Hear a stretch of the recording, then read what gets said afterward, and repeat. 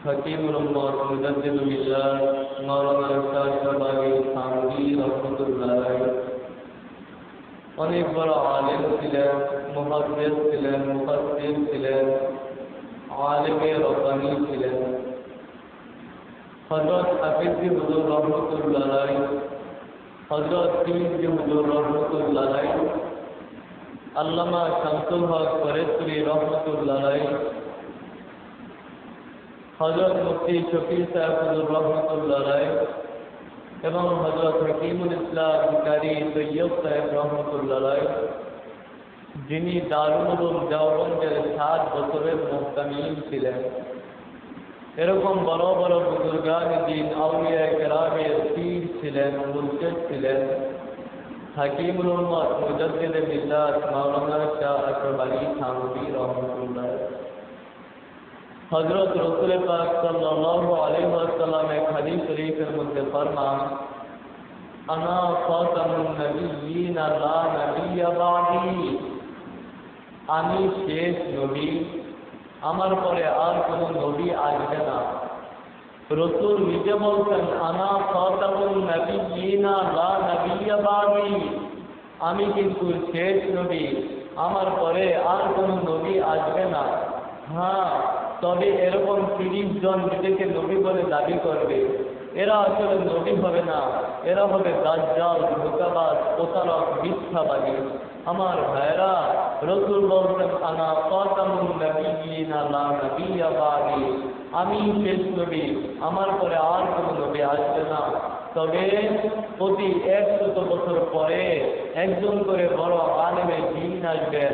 রাসূল বলেন, আমার যে সাজানো ইসলাম, আমার যে গোছানো ইসলাম, আমি রাসূলের আদর্শের দ্বীনের মধ্যে, ইসলামের মধ্যে যখন মতভেদ দেখা দিবে, যখন বিভ্রান্তি সৃষ্টি হবে, ফিতনা সৃষ্টি হবে, তখন এই উলামায়ে কেরাম এই দ্বীনকে পরিষ্কার করে একটা সচ্চা দ্বীন, একটা সঠিক ইসলাম তোমাদেরকে উপহার দিবে।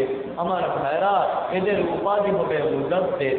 তো রাসূলের ইন্তেকালের পরে 1400 শতাব্দীর মুজাদ্দিদ ছিলেন হাকিমুল উম্মত মুজাদ্দিদে মিল্লাত মাওলানা শাহ আশরাফ আলী থানভী রাহমাতুল্লাহ আলাইহি। একবার এক লোক হযরত থানভীকে জিজ্ঞেস করলেন যে, হযরত, মানুষ কি দুনিয়ায় থাকতে একথা বলতে পারে যে সে জান্নাতি না জাহান্নামী? হযরত থানভী বলেন, আমি এরকম প্রশ্ন আমার জীবনেও শুনি নাই। মানুষ দুনিয়ায় থাকতে একথা কিভাবে বলতে পারে যে সে জান্নাতি না জাহান্নামী? থানভী বলেন, প্রশ্নকারী যখন প্রশ্ন করলেন, আল্লাহ পাকের উত্তর আমার অন্তরের মধ্যে ঢাইলা দিলেন। এর উত্তর কি? যেমন 1-2 সঙ্গী বাংলাদেশের একই এয়ারপোর্টে বসে আছে, একজন এই একই জায়গা থেকে ফোন করলেন আমেরিকায় যে, ভাই, আমি এতটার মধ্যে আমেরিকা পৌঁছবো, এতটার মধ্যে দুপুরের খাবার খাবো, আমার জন্য গাড়ি রাখো। আরেকজনে ফোন করলেন সৌদি আরবে যে, ভাই, আমি এতটার মধ্যে জেদ্দা পৌঁছবো, এতটার মধ্যে আল্লাহর ঘর জিয়ারত করবো, আমার জন্য গাড়ি রাখো। একই এয়ারপোর্ট থেকে 2 জন 2 দেশে ফোন করলো। ব্যাপার কি? বলে, একজন বলে, ভাই, আমার পাসপোর্ট আমেরিকার, আমার ভিসা আমেরিকার, আমার বিমান আমেরিকার, আমার পাইলট আমেরিকার, আমার টিকিট আমেরিকার, আমি গেলে আমেরিকাই যাব। আরেকজন একই স্থান থেকে সৌদি আরবে ফোন করলেন, বলে, আমার পাসপোর্ট, ভিসা, টিকিট সবই তো সৌদি, আল্লাহ যদি নেয় আমি সৌদি আরবেই যাব। আমার ভাইরা, আমি আল্লাহ যদি নেয় আল্লাহর ঘর জিয়ারত করব। তো একই স্থান থেকে 2 জন 2 দেশে ফোন করলো। হযরত থানভী বলেন, একজন নামাজওয়ালা, একজন রোজাওয়ালা, একজন গভীর রাতে উঠে আল্লাহর কাছে কান্না করেনেওয়ালা, একজন তওবা করেনেওয়ালা, একজন তাকওয়ার উপরে চলনেওয়ালা, একজন আল্লাহকে ভালোবাসনেওয়ালা, গরিবদের উপকার করেনেওয়ালা, সমাজের সেবা করেনেওয়ালা, এরকম একজন আল্লাহর দেওয়ানা, এরকম একজন আব্দুল কাদের জিলানী, এরকম একজন মঈনুদ্দিন চিশতি অথবা একজন অনুসারীদেরকে জিজ্ঞেস করো যে, ভাই, আপনি যে নামাজ পড়েন, আপনি যে রোজা রাখেন, আপনি যে গভীর রাতে উঠা আল্লাহর কাছে কান্নাকাটি করেন, আপনার আল্লাহ কি আপনাকে জান্নাত দিবেন না জাহান্নাম দিবেন? আমার ভাই, দেখবেন এই ব্যক্তি তার ঈমানের পাওয়ারে আমলের পাওয়ারে বলবে আল্লাহ আমাকে জাহান্নাম দিবেন না ইনশাআল্লাহ। সুবহানাল্লাহ। আমার ভাইয়েরা, এদের ঈমান এতটা মজবুত। আমার বন্ধু, যার ঈমান এত মজবুত হয়, একজন ঈমানওয়ালা যার অন্তরের মধ্যে এক যারা পরিমাণ ঈমান থাকে, এই ব্যক্তি আযান শোনার পরে কখনো ঘরের মধ্যে ঘুমায় থাকতে পারে না। ওই গভীর রজনীতে তোমার মায় তোমাকে ফোন দেয়, ওইটা মায়ের ফোন ধরো। গভীর রাতে যদি তোমার ভাই তোমাকে ফোন দেয়, ওইটা ভাইয়ের ফোন ধরো। তোমার বোন তোমাকে ফোন দিলে বোনের ফোন ধরো। এত রাতে কে আমাকে ফোন দিল? কেউ কি কোনো বিপদে পড়বো? আমার ভাইয়েরা, যে ফোন দেয় ওইটা ফোন ধরো। ওই গভীর রজনীতে যে মহান রব্বুল আলামিন মুয়াজ্জিনের কণ্ঠে তোমাকে ফোন দেয়, আল্লাহু আকবার আল্লাহু আকবার বইলা হাইয়া আলাস সালাহ হাইয়া আলাল ফালাহ বইলা তোমাকে যে ফোন দেয় মুয়াজ্জিনের কণ্ঠে, আমার ভাই আল্লাহর কোনটা কয়দিন ধরছিলা, আল্লাহর কোন কয়দিন ধরছিলা মুসলমান? তোমার কি মন চায় না তুমি তোমার রবের কুদরতে পায়ের উপরে একটা সিজদা কইরা নিজেকে ধন্য করবা? তোমার কি মন চায় না তুমি তোমার রবের সাথে একটু সময় কাটাইবা? মুসলমানদের চাহিদা থাকে তার স্ত্রীর সাথে সময় কাটাইবে, স্বামীর সাথে সময় কাটাইবে। আমার বন্ধু, তোমার স্ত্রীর সাথে তোমার সময় কাটাইতে মন চায়, মহিলারা তোমার স্বামীর সাথে তোমার সময় কাটাইতে মন চায়। আচ্ছা, তোমার কি মন চায় না তুমি একটু তোমার রবের সাথে সময় কাটাইবা, তোমার আল্লাহর সাথে সময় কাটাইবা? কোনো পুরুষকে যদি কেউ বলে যে আগামীকালকে সকাল 10টার মধ্যে কলকাতা চিড়িয়াখানায় আমি তোমার জন্য অপেক্ষা করবো, তুমি কিন্তু আসবা, তো সকাল 10টার কথা বললে এই বেচারা গোসল টোসল কইরা পারফিউম নাইকা সুন্দর জামা কাপড় কইরা সকাল 8টা বাজে রেডি থাকে, সকাল 8টা বাজে এখানে উপস্থিত থাকে। আমার ভাইয়েরা, রব্বুল আলামিন বলেন, বান্দা ওয়াক্ত নামাজ আমি তোমার সাথে দেখা করবো, ফজরের সময় তুমি মসজিদে আমি থাকবা, আমি মাওলার জন্য। জোহরের সময় তুমি মসজিদে থাকবা, আসরের সময় মসজিদে থাকবা, মাগরিবের সময় ইশারের সময় মসজিদে থাকবা। মুসলমান, নিজেকে নিজে প্রশ্ন করো যে কয় ওয়াক্ত নামাজ মসজিদে এসে পড়তো? নিজেকে নিজে প্রশ্ন করো, কয়বার ভিড় নারীর দিকে তাকাইলা, কয়বার টেলিভিশন দেখলা? আমার ভাইরা, একটু চিন্তা করো যে বয়স অনেক চলে গেছে, আর কিছুদিন বাকি, এরপরে কবরে যাইতে হবে। একটু নিজেকে প্রশ্ন করো যে কবরে যাওয়ার জন্য কতটুকু রেডি হইলা, কবরে যাওয়ার জন্য কতটুকু রেডি হইলা? আমার ভাইয়েরা, আর কিছুদিনের দুনিয়া থাকতে পারবা না, এরপরে দুনিয়ার থেকে চলে যেতে হবে। তোমার কি ভয় করে না? তোমার কি চিন্তা লাগে না যে একদিন রবের সামনে দাঁড়াইতে হবে?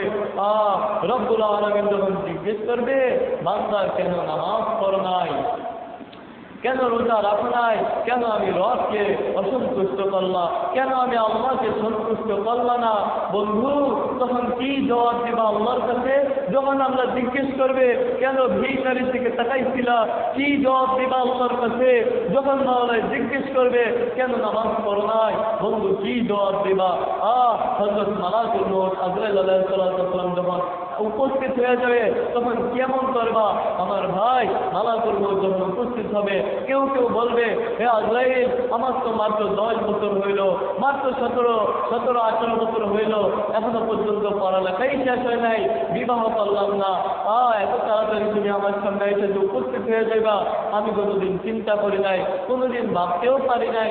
আমার ভাইয়েরা, তখন মালাকুল মউত আজরাইলকে বলবে যে আজরাইল, আমাকে আর মাত্র কিছুদিন সময় দাও, আমি আমার রবের ইজ্জতের কসম করে বললাম, সারা রাত ঘুমাইব না, সারা রাত ঘুমাইব না, আমি রবের ইবাদত করব, সারাদিন খাইব না, সারাদিন খাইব না, আমি সারাদিন রোজা রাখবো।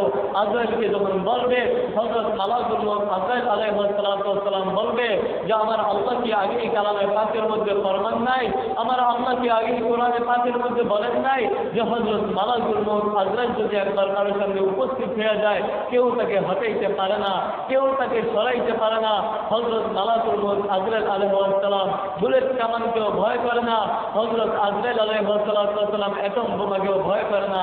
আমার ভাইরা, দুনিয়ার কাউকে আজরাইল ভয় করে না। একবার যার সামনে আজরাইল আলাইহিস সালাম আইসা করবে আমার বন্ধু, কেউ তাকে বাঁচাইতে পারবে না।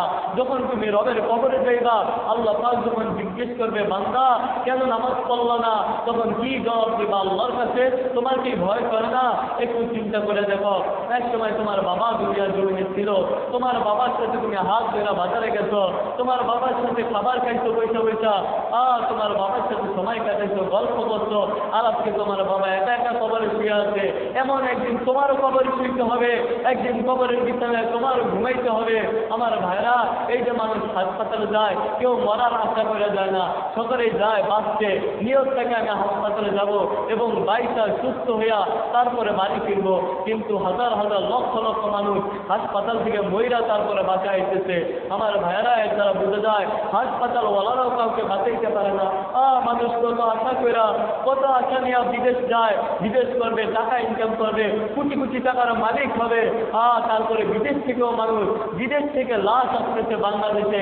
মহিলা আমার ভাইয়েরা বিদেশ যায় রুটি করতে, এর মানে কি মৌত তার সাথেই ছিল, মৌত তার সাথেই ছিল। মরণ কাউকে, আমার ভাই, মৃত্যুর শ্বাস সকলকেই গ্রহণ করতে হবে, কেউ দুনিয়ার জমিনে থাকতে পারবে না। আমাদের আদি পিতা হযরত আদম আলাইহিস সালাম দুনিয়ায় থাকতে পারেন নাই, আমরা কিভাবে থাকবো? আমাদের রাসূল দুনিয়ায় থাকতে পারেন নাই, আমরা কিভাবে থাকবো? আজকে টাকা পায়া, ক্ষমতা পায়া, সম্পদ পায়া আজকে নিজের দম্ভ নিয়ে এলাকায় বসতেছ। আমার দোস্ত, এই টাকা বেশি দিন থাকবে না। তুই দেখো না, ফেরাউনের টাকার অভাব ছিল না, নমরুদের টাকার অভাব ছিল না, সাদ্দাতের টাকার অভাব ছিল না। ফেরাউন টাকা পায়া, ক্ষমতা পায়া, সম্পদ পায়া বলছে আনা রব্বুকুমুল আ'লা, আমি সবচেয়ে বড় খোদা। আল্লাহ কয়, যখন তোমাকে আমি নীলনদের মধ্যে চুবায়া চুবায়া মারবো, তখন বুঝতে পারবা খোদা কাকে বলে। নমরুদের টাকার অভাব ছিল না, ক্ষমতার অভাব ছিল না, সম্পদের অভাব ছিল না। নমরুদ টাকা পায়া, ক্ষমতা পায়া, সম্পদ পায়া বলছে আনা রব্বুকুমুল আ'লা। শেষ পর্যন্ত জুতার বাড়ি খায়া তারপরে দুনিয়ার জমিন থেকে গেছে। আমার ভাইয়েরা, সাদ্দাতের টাকার অভাব ছিল না, ক্ষমতার অভাব ছিল না, সম্পদের অভাব ছিল না। সাদ্দাত টাকা পায়া, ক্ষমতা পায়া, সম্পদ পায়া আল্লাহর কাছে টক্কর দিতে। সাদ্দাত বলছে, সাদ্দাত নিজের জান্নাত নিজেই তৈরি করছে। যখন জান্নাতের মধ্যে ঢুকবে, মালাকুল মউত আজরাইল এসে সামনে উপস্থিত হয়ে গেছে। আমার ভাইরা, তুমিও থাকতে পারবে না, আমিও থাকতে পারবো না। দুটি জাদমিরা কসর জোরে জোর, দুটি জাদমিরা কসর জোরে জোর, একে আবেদানা দিগর খাকে গোর। দুইটা জিনিস সবসময় মানুষকে ডাকতেই থাকে, একটা হচ্ছে মউত, আরেকটা হচ্ছে রিজিক। আমার ভাইরা, এই দুইটা জিনিস সবসময় মানুষকে ডাকতে থাকে। আমার প্রিয় বন্ধু রব্বুল আলামিন বলেন, বান্দা আহা, তোমাকে আমি খাওয়াইতেছি, পড়াইতেছি, তুমি আমার টাকায় আসবে, আমার নাফরমানি করতেছো। কথায় আছে, যার খাও তার গাও। একজনে আনারস মার্কায় ভোটে দাঁড়াইছে, আরেকজনে আম মার্কায় ভোটে দাঁড়াইছে। তুমি আমের টিকা টাকা খায়া আনারসের মিছিল করবা, এটা নিমক হারামি। অথবা আনারসের টাকা খায়া আমের মিছিল করবা, এটা নিমক হারামি। তুমি আল্লাহর টাকা শয়তানের দল করবা, এটা 1 নাম্বার নিমক হারামি। রব্বুল আলামিন বলে, বান্দা তোমাকে কে খাওয়াইতেছে একটু চিন্তা করো তো। তুমি কি মনে করছো নিজে রুটি করে খাইতেছো? তোমাকে রুটি করার তৌফিক কে দিছে? আমি আল্লাহ দিছি। তুমি নিজে রুটি করে খাও না। তুমি কি দেখো না কত মানুষ রুটি করতো, কোটি কোটি টাকা কামাইতো, আজকে তাদের 2টা পাও নাই, 2টা হাত নাই, 2 হাত তারা হাসপাতালে শুয়ে আছে। আমি আল্লাহ কি পারি না তোমাকে তোমার হাত 2টা অপস করে দিতে? আমি আল্লাহ কি পারি না তোমার পাও 2টা কাইতে ফেলাইতে? অবশ্যই পারি। তুমি কি দেখো না কত মানুষ কোটি কোটি টাকা কামাইতো, আজকে কবর জগতে শুয়ে রয়েছে? আমিও পারি তোমাকে কবরের মধ্যে নিতে, কিন্তু তোমাকে রুটি করার তৌফিক আমি আল্লাহ পাক দিছি। তুমি কি মনে করছো তুমি এখন না হয়ে রুটি করো? যখন তুমি ছোট্ট ছিলা তখন তোমাকে কে খাওয়াইছিল? বান্দা তুমি বলো। যখন তুমি তোমার মায়ের কাছে ছিলা তখন কে খাওয়াইছিল? বলো। যখন তুমি ছোট্ট ছিলা তখন তো আমি আল্লাহ তোমাকে খাওয়াইছি। দুনিয়ার মাছ বস্তু কিছুই খাইতে পারত না, তোমার মায়ের স্তনে এরকম দুধ কে দিছে? আর বান্দা তুমি বলো, আমি আল্লাহ দিছি। যখন তুমি ছোট্ট ছিলে তা ছিল না মুখে, তখন আমি রিজিক দিছি তোমার মায়ের বুকে। যখন তুমি ছোট্ট ছিলা তখন আমি আল্লাহ তো তোমাকে খাওয়াইছিলাম, আর আজকে বড় হইয়া আমি আল্লাহর নাফরমানি করতেছো। তুমি ফসল করো, তুমি কি মনে করো তুমি ফসল করে তারপরে খাবার খাও? না, তোমাকে শুধু এই বীজগুলা বপন করার ক্ষমতা আমি আল্লাহ দিছি, ফসলে পানি দেওয়ার ক্ষমতা আমি আল্লাহ দিছি, এই দানাগুলা লাগানোর ক্ষমতা আমি দিছি। এই দানার থেকে গাছ কে বের করতেছে? বান্দা তুমি বলো, এই দানার থেকে কে গাছ বের করতেছে। আমার ভাইরা একটু চিন্তা করেন, দেখেন মাটিতে একটা মানুষ পুরো খায়া ফেলায়, যখন মানুষকে দাফন করা হয় এই মানুষটাকে মাটিতে খায়া ফেলায় আমার ভাই মাটি পুরো মানুষটার একটু একটা অংশ মাটিতে রাখে না, এত শক্ত দাঁত, এই দাঁতটা মাটিতে খায়া ফেলায়, শক্ত হাড়গুলা মাটিতে খায়া ফেলায়। আমার ভাইরা এই একটা চুল, এই চুল ভাতের মধ্যে দিলে এই চালগুলা আগুনে ভাত বানায় ফেলায়, কিন্তু চুলই থাকে, এই শক্ত চুলগুলা মাটিতে খায়া ফেলায়। আজকে পর্যন্ত কেউ মাটি খনন করা মহিলাদের চুল পায় নাই, চুলের গোছা পায় নাই, এই চুলগুলা মাটিতে খায়া ফেলায়। এই যে মানুষ ঘরে কেলাম দেয়, কেন দেয়? এই কাঠগুলা মাটিতে খায়া ফেলায়, এগুলো দেয়। লোহা এত শক্ত, এই লোহা মাটির মধ্যে রাখলে লোহাও মাটিতে খায়া ফেলায়, কিন্তু এই মাটি থেকে পারে না সামান্য একটা লাউয়ের বীজ খাইতে, এই মাটি থেকে পারে না নরম একটা শসার বীজ খাইতে, এই মাটি থেকে পারে না নরম একটা কচুর বীজ খাইতে। অবশ্যই পারে, কিন্তু কে খাইতে দেয় না? আল্লাহ খাইতে দেয় না। রব্বুল আলামিন বলেন, পালতা হয় বিশ্ব মিটি কে তারিখ মে কুন, पालता है विश्व में के तारीख में कौन, अरे कौन दुनिया एक मौजूद से उठाता है सहार। पालता है विश्व में के तारीख में कौन, पालता है विश्व में के तारीख में कौन, अरे कौन दुनिया एक मौजूद से उठाता है सहार। রব্বুল আলামিন বলেন, বান্দা এই শসার বীজ, লাউয়ের বীজ, এই কুমারের বীজ, এগুলোকে মাটির মধ্যে আমি আল্লাহ লালন পালন করতেছি। এই কুমার গাছে কুমার আমি দিতেছি, লাউ গাছে লাউ আমি দিতেছি, এই শসা গাছে শসা আমি দিতেছি। যখন তোমাদের শসা গাছে লাউ গাছে কম শসা করে, তখন তোমরা বলো যে অমুকের কাছে এত শসা হয়েছে, আমার কাছে আল্লাহ কম কম দিতে। শুকরিয়া আদায় করে যে আল্লাহ তোমাকে দিতে, আলহামদুলিল্লাহ বলো যে আল্লাহ তোমাকে খাওয়াইতেছে। আল্লাহ পারত এই শসার গাছকে বিলীন করে দিতে, ধরে শ্বাস করে দিতে, কিন্তু রব্বুল আলামিন করেন নাই। আমার ভাইরা আল্লাহ পাক দিতে শুকরিয়া আদায় করো। কেন দিতে? আল্লাহ বলছে, বান্দা আমার দেওয়া নিয়ামত খাইয়া আমি রবের ইবাদত করবা। আজকে তোমরা কাজে যাও, তোমরা ব্যবসা করতে যাও, কেউ গাড়ি ড্রাইভিং করতে যাও, তখন নামাজের কথা খবর থাকে না, জোরের সময় খবর থাকে না।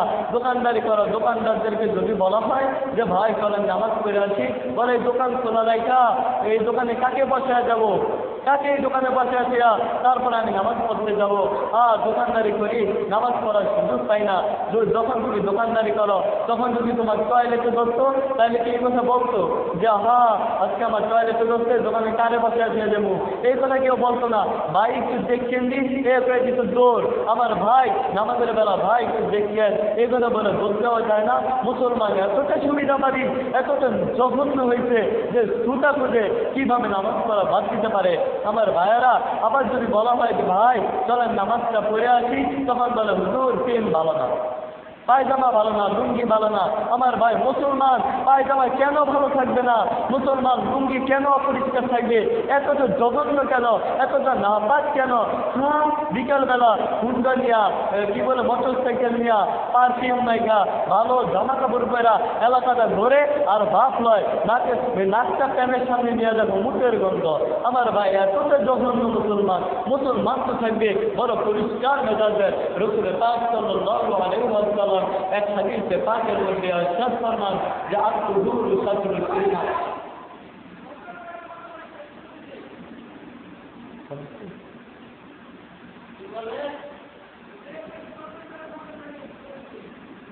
আচ্ছা আমি পারি না, আপনি বন্ধ করে দেবেন। আর দুই মিনিট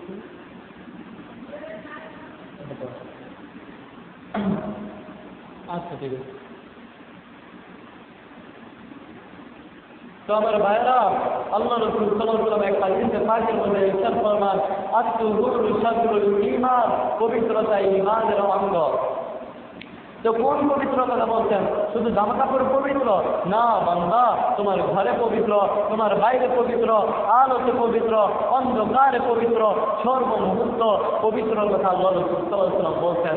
আমার ভাইরা শোনেন, আল্লাহ পাক রব্বুল ইজ্জত বলছেন তুবু ইলাল্লাহি জামিআ, বান্দা তুমি ভুল করছো, তুমি গুনাহ করছো, তুমি তো আমার সন্তুষ্ট পথে চলতে চলতে, আমি মাওলার মর্জি ওয়ালা পথে চলতে চলতে হঠাৎ করতেইতো, হঠাৎ ভুল করে ফেলাইতো, বান্দা আমি আল্লাহ তোমাকে বলতেছি তুমি আমার কাছে মাফ চাও, আমি তোমাকে মাফ করে দিব। আমার ভাইরা তো আল্লাহর কাছে মাফ চাইলেই আল্লাহ পাক মাফ করে দেয়। দেখেন আপনার মায়ের কাছে যদি আপনার মাফ চান তাহলে আপনার মা আপনাকে মাফ করে দেয়। মা কোনোদিন সন্তানের উপরে দাবি রাখতে পারে না, মা সন্তানকে মাফ করে দেয়। আমার প্রিয় বন্ধু, তা আল্লাহ পাকের কাছে মাফ চাইলে আল্লাহ পাক অবশ্যই মাফ করে। রব্বুল আলামিন বলে, বান্দা তোমার মায়ের মনে এত মায়া, এত মহব্বত কে দান করছে? আমি আল্লাহই তো দান করছি। তাহলে আমি আল্লাহর অন্তরে কতটা মায়া আছে, বান্দা তুমি আমি আল্লাহর কাছে মাফ চাও, আমি আল্লাহ মাফ করে দিব। অন্য এক আয়াতে রাসূল সাল্লাল্লাহু আলাইহি ওয়াসাল্লামকে উদ্দেশ্য করে বললেন, قل يا عبادي الذين اسرفوا على انفسهم لا تقنطوا من رحمة الله ان الله يغفر الذنوب جميعا। হে নবী আপনি বলেন আমার এই ঘোষণা শুনে দিন যে হে আমার চরম হতে চরম পাপী বান্দারা, আল্লাহর রহমত থেকে তোমরা নিরাশ হও না, তোমরা আল্লাহর কাছে মাফ চাও, তোমাদের রব তোমাকে মাফ করে দিবেন। আল্লাহ নিজেই তো বলতেছেন, বান্দা আমার কাছে মাফ চাও, আমি তোমাকে মাফ করে দেব। আমার ভাইয়েরা, আজকে থেকে আমরা তওবা করি, আর আল্লাহকে অসন্তুষ্ট করবো না। ভাই তওবা করা এটা অসম্ভবের কিছু না, এরকম নিয়ত সকলেই করতে পারি। আজকে থেকে আল্লাহ আপনার সন্তুষ্টের মোতাবেক চলবো, আপনার মর্জির উপরে চলবো, আল্লাহ আর ভুল করবো না, এরকম নিয়ত করবো। এবং আল্লাহ পাকের মর্জি বলা চলতে চলতে যদিও ভুতত খায় আবার আল্লাহর কাছে তওবা করবো, আল্লাহ মাফ করে দেন। ওয়া আখিরু দাওয়ানা আলহামদুলিল্লাহি রাব্বিল আলামিন।